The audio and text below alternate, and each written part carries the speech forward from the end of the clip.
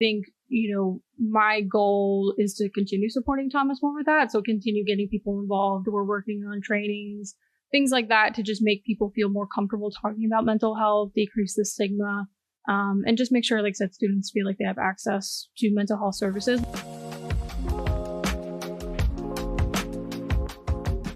This is More to the Story, a podcast of Thomas More University. We highlight the people of Thomas More, their experiences, aspirations, and how passion meets purpose and drives possibility forward.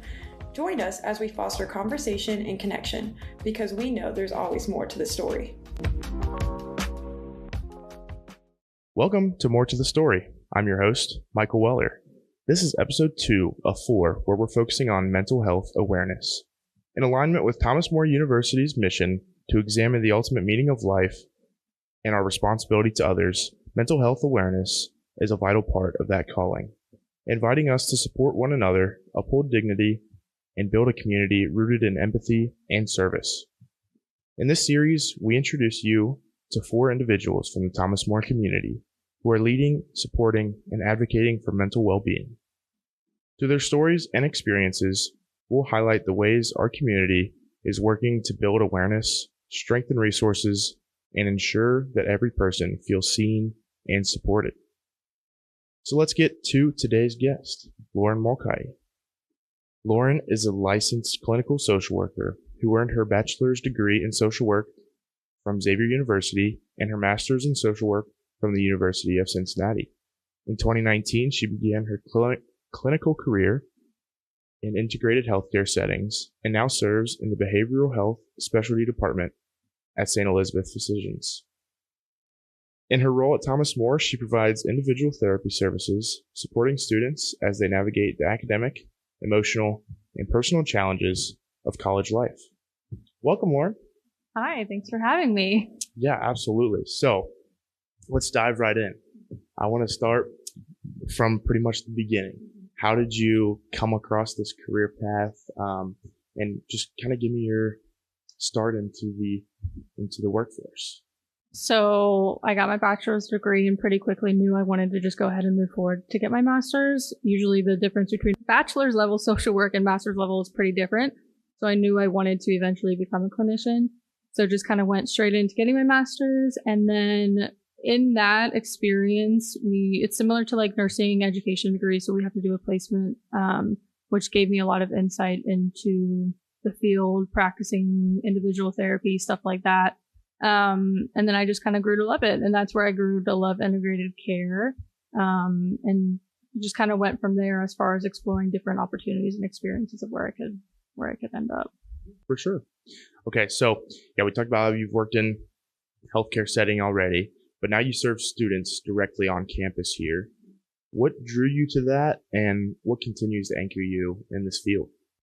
My first experience as a clinician was working in a primary care setting. So I was working with different age groups and populations. Like I said, I really enjoy integrated care, which basically just means integrating mental health services into non-traditional settings. So not just a traditional outpatient or inpatient behavioral health setting, but schools, hospitals, jails apply to that too, universities, obviously, just anywhere where mental health isn't kind of the primary focus. But I worked with all different types of populations, and something about the young adulthood really intrigued me. I really enjoyed that population specifically, but I still wanted to maintain an integrated care setting. So I just happened to be exploring on Indeed, saw that St. Elizabeth had a contract position with Thomas More, and I thought that could be a really, appropriate fit. And then I think getting to work with the students, again, in a setting where mental health isn't our primary focus, and supporting them with the role as a student and just all the stress that comes with that has really just kind of kept me here. And I've seen the progress in itself. So that just keeps me coming back every day. That's great. That's great. All right. So you talked about some of the stresses that we have here as students. I'm a junior here. I know it pretty much just as well as anybody, right? But tell me a little bit about what students bring to you. What are some common struggles that maybe you wish people understood more about student mental health? Yeah, so firsthand experience is obviously really valuable when you've gone through it, which I like to think I'm not too far off from having been a student. But what I'm seeing right now, and again, it's really similar to things I've seen in the past in a short-term intervention setting, which all that means is that I'm not going to be their therapist forever. Eventually, I will, students graduate and then they're off on their own. So I only see Thomas More students, but there's, it's a lot of adjustment to new roles, new responsibilities, new experiences. And with that adjustment comes we experience loss. So the transition I see from, being a high school student to a freshman, huge, brings a lot of anxiety, depression, stress, managing all of that. And then same thing I see a lot, my seniors graduating is the adjustment into a new role. And the big thing here being at Thomas More has been the role of like athletics as well. So I meet with a lot of student athletes and the identity piece, where we've attached our worth and value up until this point, and really just leaning into that independence into, like I said, young adulthood. So it's just been a lot of adjustment, a lot of anxiety, stress, sometimes the occasional drama and conflict between peers and families and stuff like that. But all of that, like I said, I think just kind of stems around the stress and anxiety of being a student and at 20, 18, 19, 20 something year old. So yeah, for sure.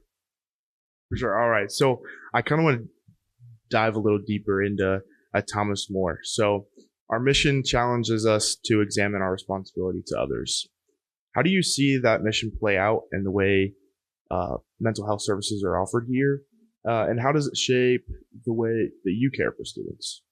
So I'm a one-person show, so it is just me in the counseling department. I'm the only one that offers services here, but there's a lot of people that have involvement in prioritizing students' mental health. So there's a lot happening behind the scenes where, we're just trying to continue exploring how we can better serve students and make sure that they feel, supported in all aspects, not just in the classroom setting, but not just in the housing setting, athletics, but, just as their overall well-being. And I think, my goal is to continue supporting Thomas More with that. So continue getting people involved. We're working on trainings, things like that to just make people feel more comfortable talking about mental health, decrease the stigma, and just make sure, like I said, students feel like they have access to mental health services without it causing more of a burden. So there's no cost to it. Obviously I'm on campus. So just making sure that there's a lot of accessibility with it. Well, want to say thank you for the work you do. I know that's definitely a big thing that we're trying to do as a campus. I've helped on the first year orientation, and that's a big emphasis, is making sure these new students know that you're here, it's free, it's available. All right, I want to kind of switch gears a little bit. So for any students who might be struggling silently, might feel hesitant about reaching out for counseling, what is something you want them to hear today? This is the one question I feel like I've thought about the most because I want to say the right thing, but I don't really know if there's the exact right thing to say other than, pretty directly, you're not alone. I try to create a very safe and welcoming space that with what I have control over. So, everything that you might be going through, even if at some points it feels irrational, it's all valid. And like I said, the support is there through everything, through the small things, the big things, any minor thing. And I always tell students there's a lot of flexibility with it. So you can come once and never come again if you absolutely despise it, or you can continue coming. I've seen students from the beginning of the freshman year, and I know I'll see them till the end of their senior year. So I just try to really put it, a lot of autonomy into the students of, this is something that you are welcome to explore, and kind of figure out if it's a good fit. So never have to feel alone. What advice would you give those same people about prioritizing their mental well-being during college? Yeah, it's really tough. It's tough all the time, but I think when you have, assignments due, deadlines, if you're an athlete traveling, if you're involved in anything else on campus, all these things take a big priority. I always try to help students understand the difference between values and priorities and how we prioritize, the things that we value most. I always would encourage people to prioritize themselves and value themselves. because you're the one at the center of it all. So, I think just making sure that it's something to just be aware of, mindful of. And even if you feel like you're at the point where, I'm struggling really bad, or maybe I'm, just becoming aware of it, we can be preventative, or I can help with crisis. There's a spectrum for it all. So wherever you're at, like I said, just making sure at some point we make it a priority. All right. So as mental health continues to be a growing conversation, not only here on campus, but in the world around us, where does your hope come from? I know it's a loaded question, yeah. but I think one of the reasons I got into this field is from my own personal experience.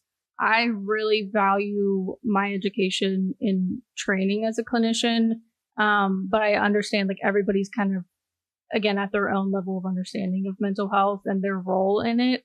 So I think it gives me hope that I see the progress right in front of me. I have a lot of students that, when we go through something challenging, it feels like, okay, I'm back to the beginning, back to square one, but it's my job to like support and empower people on a more like micro level, but then, macro level too. So I'm involved in a lot of things on, like I said, on campus, but also just in my outside of campus and my other, professional roles.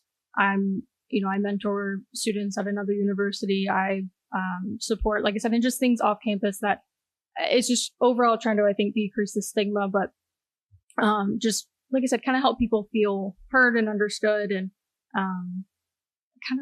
decrease the stigma, but also make it not so scary to come to therapy. And clinicians can be, we have the title, we have the credentials, but we're also just people too. And I try to be relatable, and I will sometimes self-disclose when appropriate, but like I said, I really rely on my education and training to just make sure that, I'm doing my job to the best of my ability too. So. Yeah, that's awesome. All right. So how can people get in contact with you? Mainly, obviously, students, but how can I reach you? Good question. So I get referrals from all different routes. So I have a lot of students that will get connected with services through professors or through coaches. Usually it's, through an email connection, a warm handoff, things like that. The biggest way I feel like I actually get students in my office is through word of mouth, through peers, talking about that they've accessed services, or even just suggesting it. So the easiest way to get a hold of me, I always say, is, send me an email. There's a number posted on my door. So because I do work for St. Elizabeth, it is important to contact the number. I won't say it out now. Like I said, it's posted on my door. Send me an email. I'll send it to you. And the only reason for that, which I know we all hate making phone calls sometimes, but it's just to get your chart set up in our electronic health record. So that's how I do all my documentation. They send paperwork. But I just say, send me an email. You can at counseling@thomasmore, or at my direct email. I try to be pretty responsive to that, and then just kind of send the little prompt of how to make the initial phone call, connect to services. If students have any issues with making the phone call, I can also try to do it in person or over email to just get an appointment set up. Awesome. Well, as we wrap up, is there anything we didn't touch on that you'd like to add, or? I think the only other thing with getting in touch with me, just so everybody knows where I'm at, because sometimes I don't show my face that much when I'm in my office a lot. If my door's shut, I'm in my office, and if I'm not in my office, I'm not here because I am a mom. So I am on the lower level of the Saint Center next to Tammy, the nurse, if you know where she's at, in office 116. Like I said, if my door's shut, it's usually probably because I'm in session, but I always try to, like I said, follow up with email. Just give me like a day or two to get set up. And usually right now I have a pretty open availability. I'm available. So usually I book out about a week in advance, but if you're ever feeling like it's hard to get in, then come bang down my door, because I have availability. I have openings. And I'm here to help. Sweet. Thank you so much for coming on the podcast, but more importantly, thank you for the work you do in our community. Really appreciate it. Cool. Thank you. Thanks for having me. If you or someone you know is struggling, call or text 988 to reach the Suicide and Crisis Lifeline, or visit 988lifeline.org. That's 988lifeline.org for confidential support.